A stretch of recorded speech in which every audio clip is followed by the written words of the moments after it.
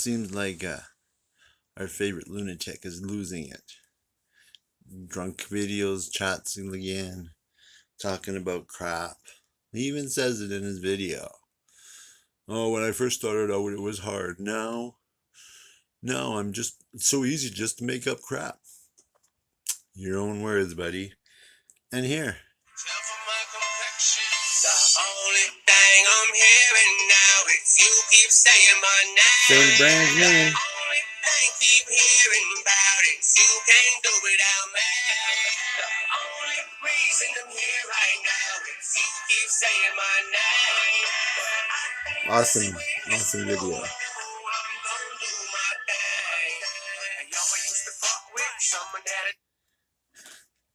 I seen that video. I thought it was hilarious because it just see Jeffy doing that, singing that video.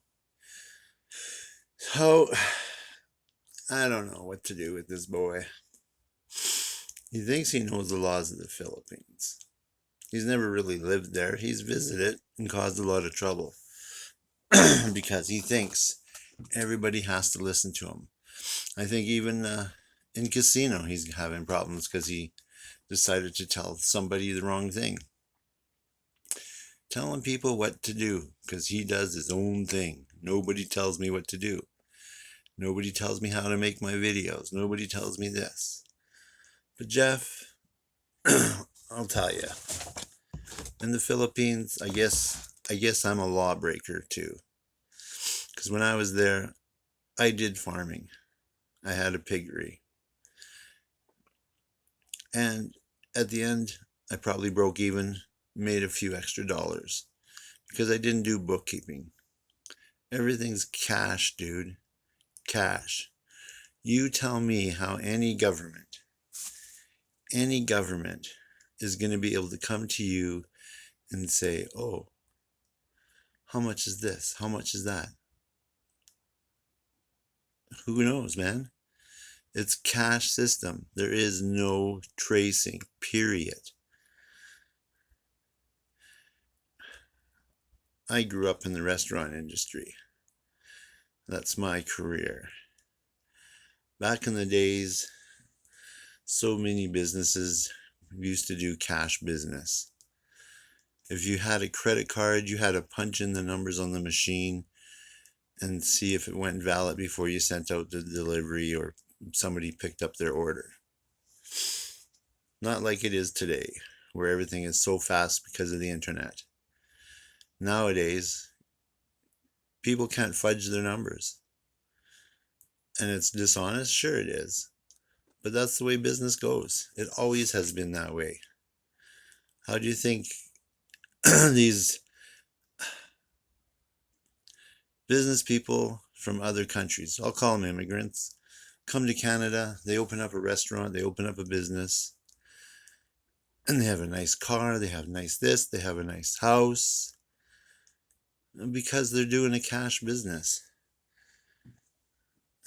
You always make sure that your business stays afloat, stays ahead, but you put that cash away. Is it fair? Is it legal? Maybe not, but they couldn't catch you back then. The only way they could catch you back then is if they come in and they go through all your receipts of what you bought, purchased, and your sales. That's how you figure out if somebody is scamming the system. Is if they come in and do an audit and say, hey buddy, your food cost is this percentage, you bought this much materials, this much food. It just doesn't add up. Like, you should be running at a loss. Now, the people that are smart, they don't put everything on receipts. So this is just to inform you about how business runs, or used to run. Now, you can't. Even waiters and waitresses, decades ago, never claimed their tips. Now the government got smart. Well, not smart, just more stupid, and said, oh, well, you have to claim 20% of your income as tips, whether you get tips or not. and you have to do that. But if they come and audit, they can see right on your receipts, all your receipts that you have to save for 7 years. If somebody put a tip on their debit card, credit card, it's on there and it says who the server was. And if they didn't claim that, they can get in trouble with the revenue services. So that's the thing. You don't really understand. In the Philippines, it's a cash business, especially in these smaller communities. Nobody has a credit card. They have debit cards to be able to go and get money out of the bank. And that's it.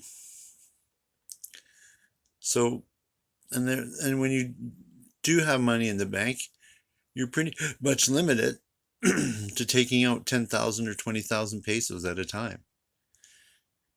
Now, if you have that much and you need to take out that much, you go in the bank and you take it out at the teller. So I guess that's the way they go. But most people don't have $10,000, $20,000 just sitting in a bank account because they're going day to day. And if I have a stall on the side with vegetables or fish, you think I'm keeping records of what I sell and what I buy? They keep a record mentally. They might have a book that they write down their sales in. But guaranteed, government comes around like they do in North America, those books will be burned faster than you can say anything. So, just so you know that's the way it goes in the Philippines. If I'm the lady on the street corner selling fake flowers or flowers and 20 pesos at a time, government doesn't give a shit, dude. They don't care. The person that has a stall in the market that's selling 20, 30,000 pesos of meat or vegetables a day, yeah, they care about it. Are they going to keep honest books? No, they're not. They don't care, dude. The government doesn't care. If you look at the news, who are they going after? They're going after Manny Pacquiao. They're going after senators. They're going after people that lost an election. The millionaires, the billionaires. That's who they're going after because that's big money. They audited Manny Pacquiao and they just went after him after he was huge in the fight game about 5-10 years ago because he wasn't paying his taxes, but his money was earned in the US. He paid US taxes on that because the US IRS takes the money off of it before you pay him. That's the way it works. So he gives money away, everything like that. He has bookkeepers, he has accountants. They didn't get anything. It just died. The news died on that because the money that he gave away more than helped him not have to pay taxes. And he did pay his fair set of taxes. But whoever was in the BIR at the time, some lady, she just had this hate on for him, just like you have for Brian. And she wasted years and years and millions of tax dollars, pesos, trying to find out Manny was going to pay taxes. It died. There was no news because he didn't owe money for taxes. He's a congressman. He is not going to fudge books. He is not going to not pay taxes properly. He has what do they call that? A group of people that hang around him all the time that he has to pay. He has to support. That's a write-off. Everything's a write-off. Saying that Brian owes taxes. Well, his YouTube channel, the taxes come off of that right away. He's an American citizen living in the Philippines. He has a BIR account for that. He has an IRS account for that. Guaranteed that money is already taxed. So all this stuff that you're reading on the internet, you have no clue. You've been there to visit.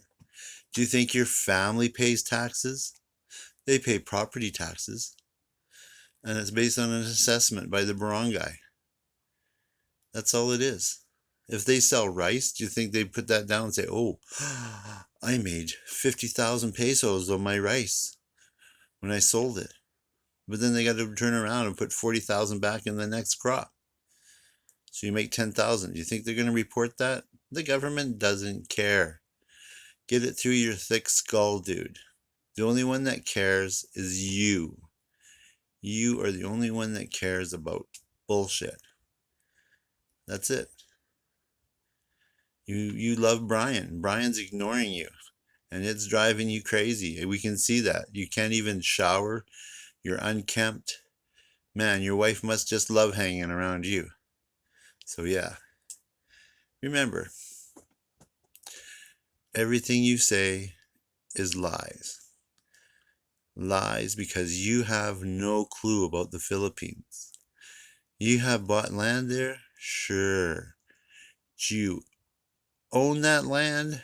No. When you do your taxes, do you tell the Australian government that you own over $100,000, 100,000 pesos of land in the Philippines? No, but you should because you paid for it. So you're the one that's doing things illegally. You're the one that's lying to your own government. And one day it's going to come back on you. So yeah, have a good day there, Mr. Mad Hatter.